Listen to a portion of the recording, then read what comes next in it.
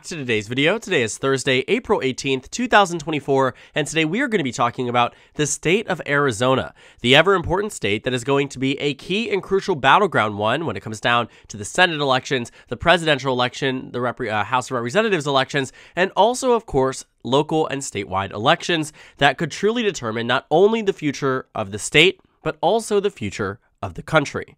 Now, Arizona recently has come under fire from many members of the left after the Supreme Court in Arizona essentially implemented an 1864 abortion ban back into effect. The state of Arizona has been one that has been really under scrutiny on the issue of abortion because of the very slim majority the Republicans have in the state legislature, despite having a Democratic governor. And with that, there have been many considerations about whether or not abortion was legal or not in the state of Arizona. But a law from the 1860s that was set in stone before Arizona was a state has now been confirmed that it can be implemented and enforced in the state, essentially outlawing all abortion no matter the circumstance. And so in this, the Republican Party has really tried to play defense on this.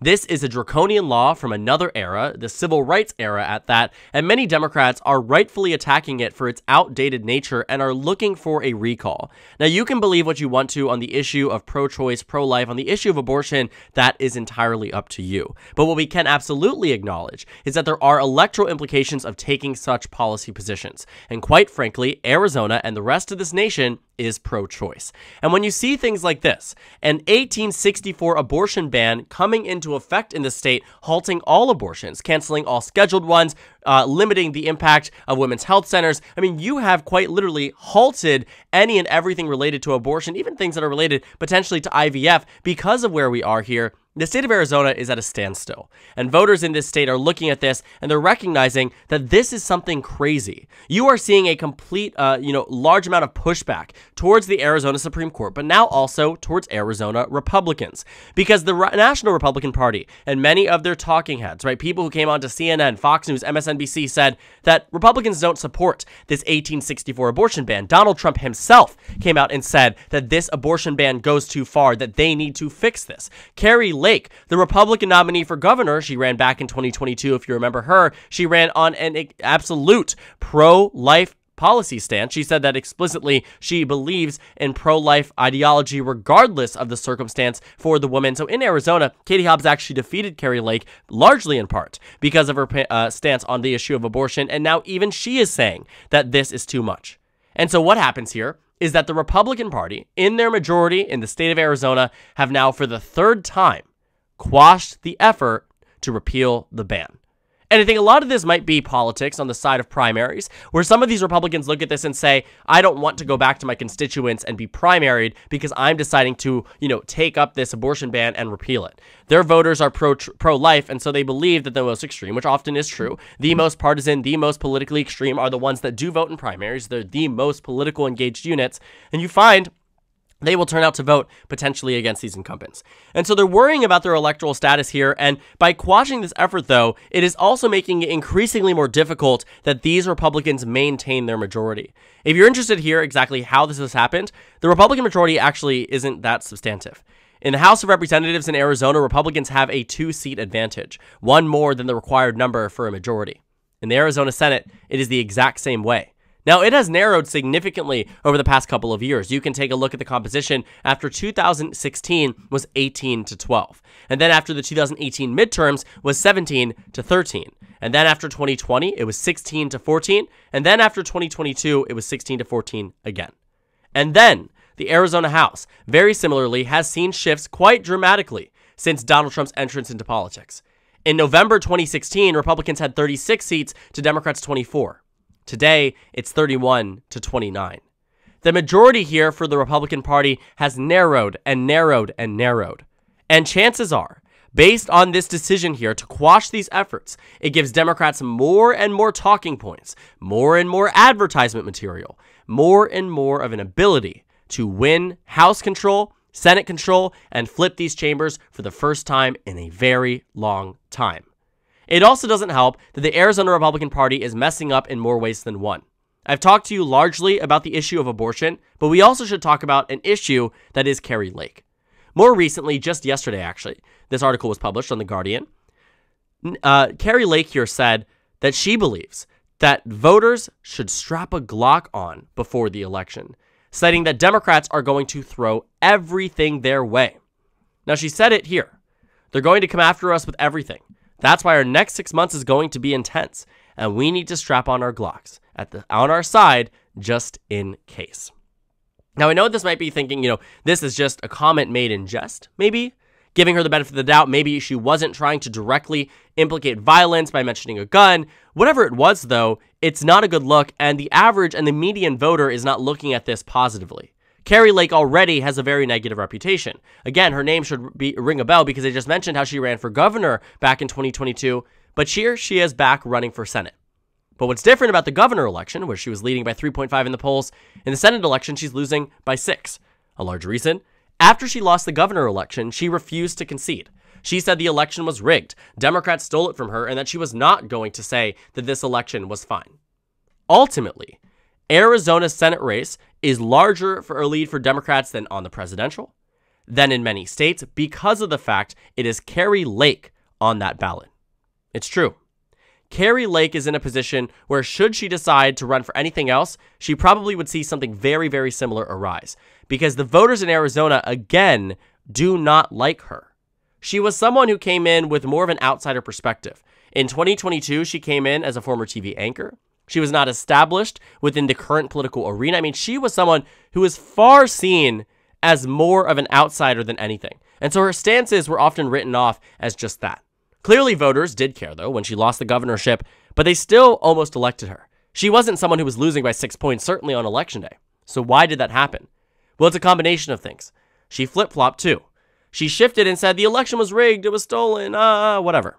Then she decided to shift her issues on topics like abortion. She tried to flip-flop on the election and said, I don't really want to talk about it, but then was pressed out about it and said, nope, 2020 and 2022 were stolen.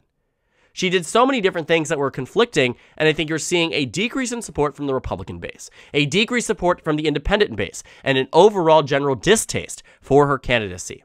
Now that coupled with the Arizona Republican Party, ganging up together to quash these efforts to repeal an 1864 abortion ban, the circumstances couldn't be better for Democrats, and chances are they're going to even get better from this point on.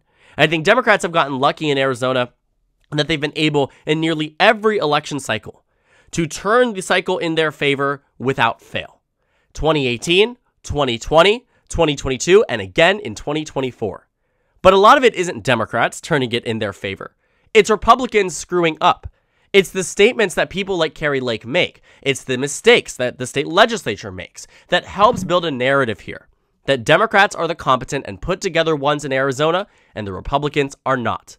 The out-of-touch ones are the Republicans, and the in-touch ones are Democrats. And while that may seem wild to some people, depending on what state you're from, Democrats have certainly lost the messaging battle in states like Florida, but they haven't in Arizona. And despite losing on the presidential level, Democrats are up in nearly every other way. New race ratings in Arizona in the Senate race now rate it lean D. New House race ratings in the state of Arizona also rate numerous districts less competitive for the Democrats and more competitive for the Republican ones.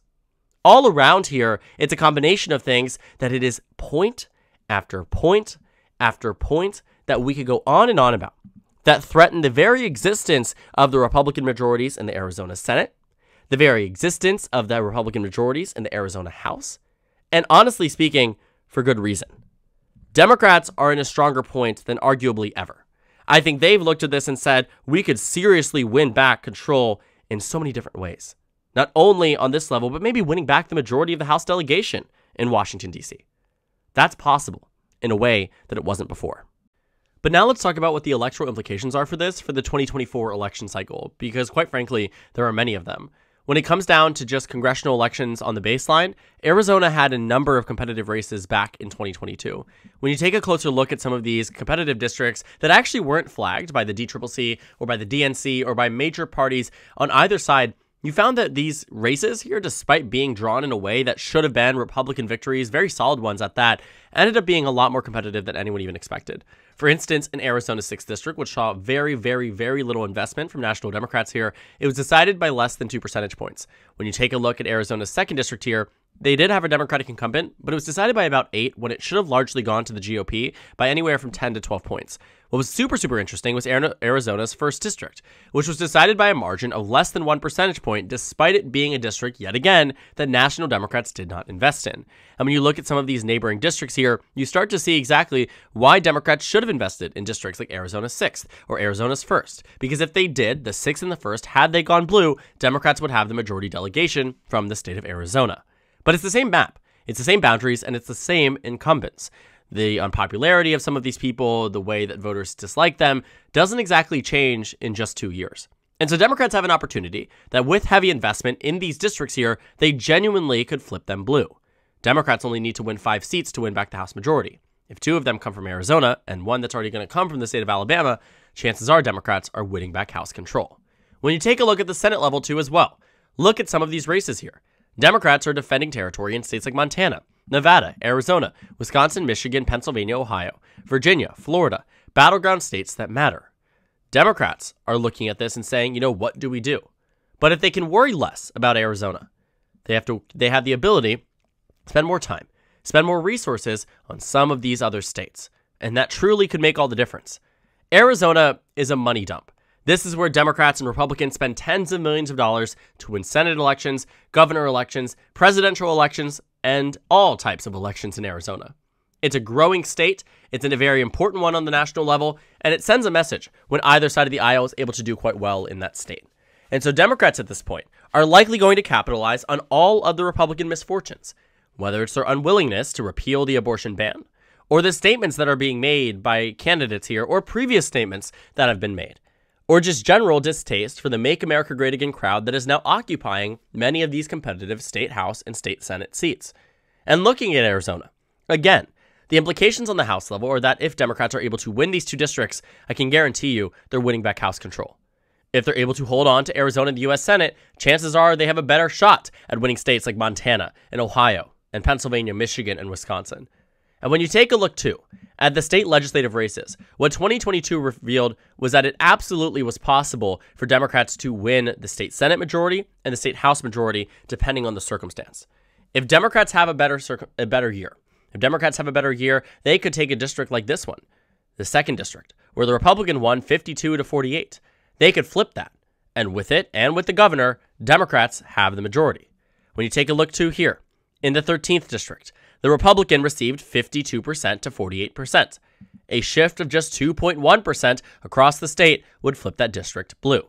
In the 17th district, Republicans 51, Democrats 49. And keep in mind, these Senate seats here, many of the people I mentioned, in fact, all of the people I just mentioned, they are considering a vote to not repeal the abortion ban. The Senate is the only one where we're really starting to see improvement on, but let's talk about the House, because it's actually quite interesting to see exactly how this works. So 2 reps per district here, but what we're finding is that Democrats are probably going to be able to, pick off some of these other seats. Looking at some of them, Democrats have to crack. They have to crack into this top 2. They have to find a way in there, but looking at these low percentages, there's a possibility that they do. The state House is a little bit more volatile. Again, from 2016 to 2022, you saw shifts of over 10 seats in a different direction, right? You were talking about, not 10 seats, a net gain overall for Democrats that was very, very strong in many different districts in many different parts of the state. But ultimately, though, it was volatile. The Senate is, truly, but a little bit less so. It's more easy to see how victories are made. It's more easy, to win this election the same way you would win a traditional election. The state House is a little bit more gamey, more figuring it out. But Democrats know how to figure it out. And based on where they are right now, with any type of decreased enthusiasm for Republicans, decreased energy, decreased support, all of that contributes to Democrats making improvements up at the top of the ballot and at the bottom of the ballot. All of this plays a major role. The other thing I'd like to mention, which I think we haven't really addressed as the elephant in the room, is that the abortion rights ballot measure is more likely than not going to make it on the ballot for this coming November. And what we know is that when elections coincide with abortion referendums, or they happen in the same year as an election, even if they aren't on the same ballot, they do sway voters. And we know this, that red states even will vote in favor of an abortion referendum to legalize abortion, like in Ohio, like in Kansas, like we are going to see in states like Florida and Arizona. Not necessarily a red state Arizona, but Florida more so. But largely we've seen in years past, pre-Dobbs, post-Dobbs, that voters in red, blue, and swing states almost always choose pro-choice. And that is a good thing for Democrats, because what it did in 2022 was push Gretchen Whitmer to the largest possible lead in the 2022 governor election. Gretchen Whitmer won by 10.5% because she was popular, but also because she was running alongside the same exact ballot where abortion rights had won across the state by 15 percentage points.